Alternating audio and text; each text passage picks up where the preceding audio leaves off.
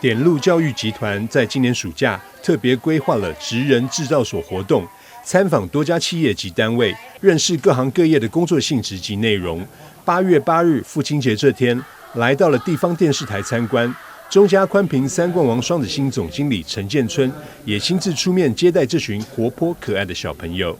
有线电视另外一个职责，就是因为我们是地方电视台，那地方电视台呢，就有一个我们自己公司的职责啦，就是说我们希望可以把我们的公司的资源释放给各界来使用，所以今天各位才有机会来到摄影棚，之前应该都没有来过哦。那待会儿就好好玩一下哦，看有线电视的新闻是怎么制作的。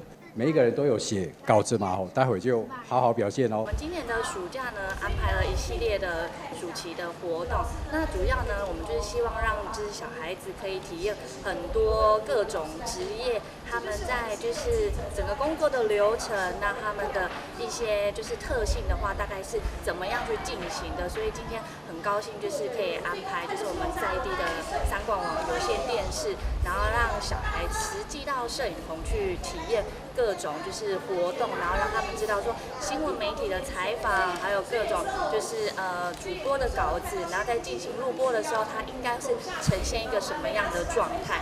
中嘉宽屏三冠王双子星也为小朋友详细介绍新闻节目制作流程，同时也让学员们亲自配音上主播台播新闻。大家好，我是主播赖博成。大家好，我是主播刘艺彩。大家好，我是 DKS 校园小主播李千玉。今天来到这边参访，感觉怎么样？很好玩。很好玩啊。你呢？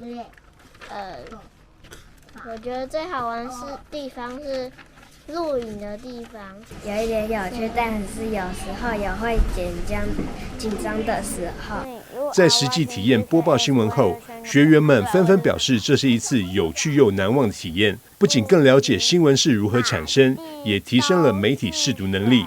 点路教育集团希望透过这样的参访，不仅启发了孩子们对不同职业的好奇心，更让他们学会团队合作与临场反应的重要性。未来将持续规划更多元的职人制造所课程，带领孩子们走出课本，亲身探索真实世界，为梦想播下种子。